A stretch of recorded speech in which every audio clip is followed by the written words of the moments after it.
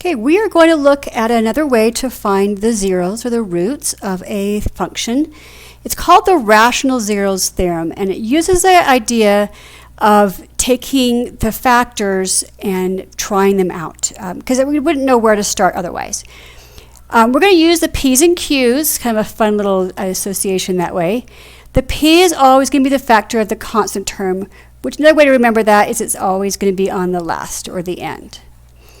And the Q is always going to be that leading one. It's going to be your first number, if you would.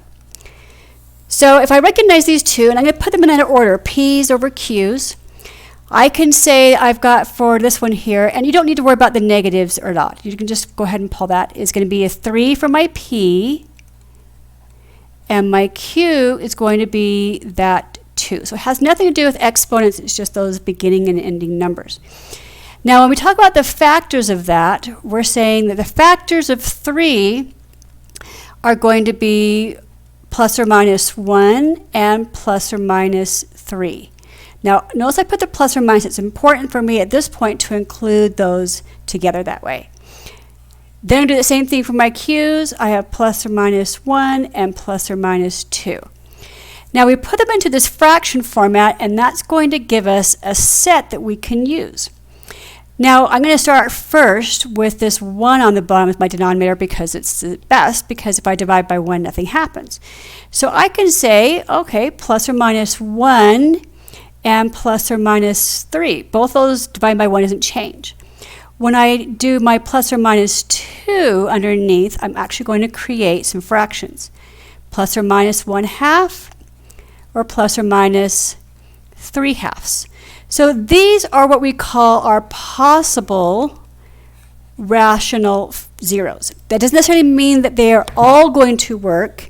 I can recognize from this function the fact that it has a cube that I have a possibility of 3 zeros.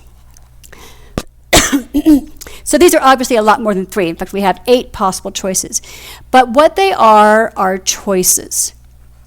They're factors I'm going to put in to see which one works. And I can just start, I'm going to always start with my easiest one first. I'm going to start with my 1s. I'm going to save my fractions for last. So if I put a 1 in here, then use it synthetically, and I'm going to go ahead and drop the 2 down. I'm going to times 1 times 2 is 2. Add those together. 7 times 1 is 7. Add those together. 3 times 1 is 3. Add those, and if I ever get the 0 on the end, that tells me that this actually worked. And I just picked the first one. Sometimes you get that lucky that way. Had I not gotten as lucky, I would have tried the negative 1 next, and then I would move my way along to see which one. But the overall goal is this 0. So what that tells me then is one of my zeros for this function is x is a 1. If I was to break that down, I would actually write that as x minus 1 as a factor. Okay, I'm going to do this so you can see both situations because it depends on what you're asked.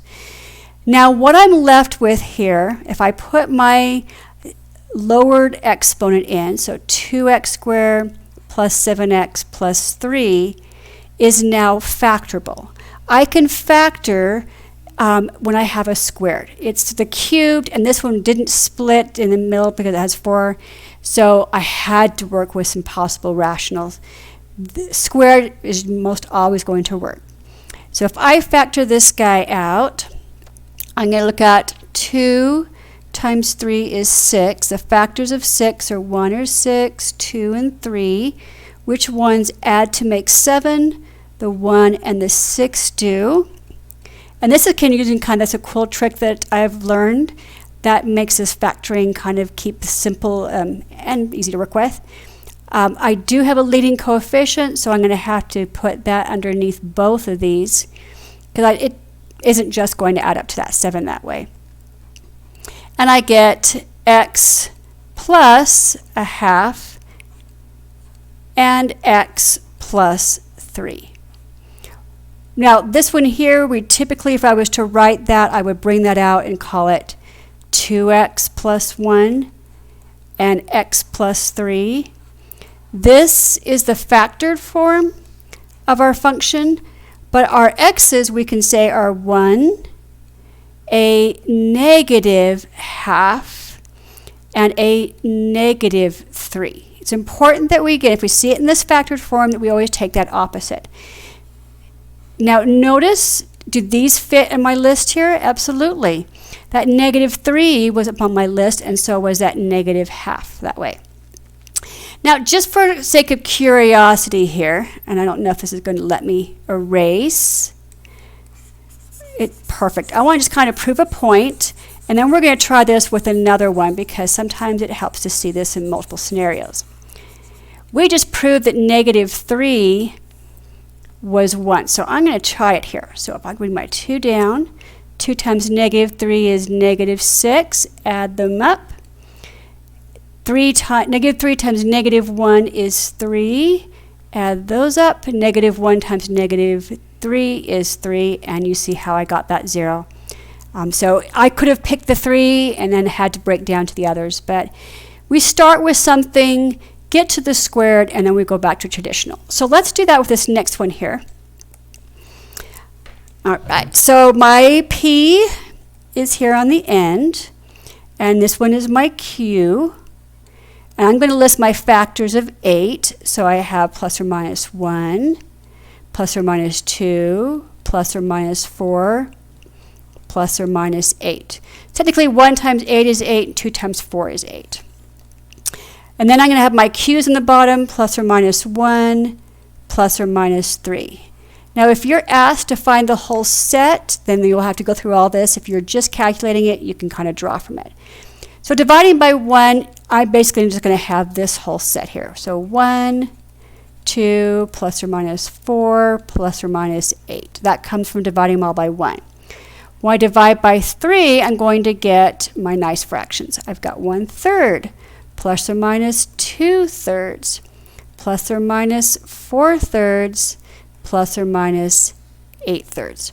So this is what I'm going to draw from to do my value. I only have a cubed, so I should be able to go do it once, get one that comes out with a nice remainder of 0, and then I can factor from that point. But the trick is, out of my 16 choices here, which one is it going to be? So I'll usually start with the smallest one that way, and I'll try a 1. So I put the 1 in, and I can get 1 times 3 is 3, so it's a negative 5. Negative 5 times 1 is a negative 5. And I start to notice something. If I start timesing here, it's not going to work, right? So don't be surprised that you spend a lot of time here actually having to restart and pick that way. Let's say that just for the sake of time, we're going to try a fractional one. Let's try a 1/3. So if I times 3 times 1/3, I get actually a 1. Subtract that. Yeah, right? Negative 7/3. I'm not quite sure I want to work with that. So let's back up. Let's try something else. Let's try maybe having that 2/3 might make a difference. You may not think so, but technically keep in mind when I do 2/3 times 3, if I make it into a fraction, I'm timesing the top, and then I'm going to divide by the bottom. So technically speaking here, I have 6 divided by 3, which is 2. So it helped to manipulate the top, so not too bad. So timesing those together, I got a 2. Add that column to get a negative 6. So I'm doing negative 6 times 2 is a negative 12 divided by 3 is a negative 4. Add those two together. Negative 12 times 2 is a negative 24 divided by 3 is a negative 8. And what do you know? It worked. So sometimes we're intimidated by those fractions, but if you keep in mind what you're doing is timesing the top and then dividing by the bottom, you can work through it, piecemealing it, and find you're not too bad. So we have one answer here. We have 2/3. I'm going to just factor it over here. That would be 3x minus 2 if I was to write that as a factor. This guy here drops down, 3x squared minus 6x minus 12. And do yourself a huge favor. Anytime that you can take out something greatest common factor from any of these, it's going to make it easier. When I pull that 3 out, I get a value that is so much easier to work with that way. And I'm now going to get a, well, it's not going to factor perfectly, so I can put it into the quadratic equation, which is that negative b plus or minus b squared minus 4ac all over 2a. Here's my a, b, c. So I'm going to have a negative 2 plus or minus the square root of 2 squared. So I always get that by itself. And then 4 times a times c all over 2 times a. So I'm going to have 2 plus or minus inside here. I'm going to have 4, and then I've got a negative 4 times a negative 4 makes that positive 16. So I'm going to get the square root of 20 all over 2. And then I would hope you remember to simplify that. Square root of 20 can actually be written as 4 and 5, so I can pull a 2 out. And I can divide 2 into both of these, so I would say 1 plus or minus the square root of 5. So that would be my other set that I would add to my list over here. Notice that it does have that plus or minus, which is those 3 possibilities that I was anticipating because it was raised to the cubed that way. If I had to do this in the factored form, I would leave it as is. X squared minus 2x minus 4, and I would just throw that 3 out front because he's still part of the whole, just not part of my factored form. So long story short, P's and Q's, position the P's on the end, Q's in the front, gather the factors, gather your list, and then from there it's just expect a lot of guessing and trying, and like we did, we erased and started all over again.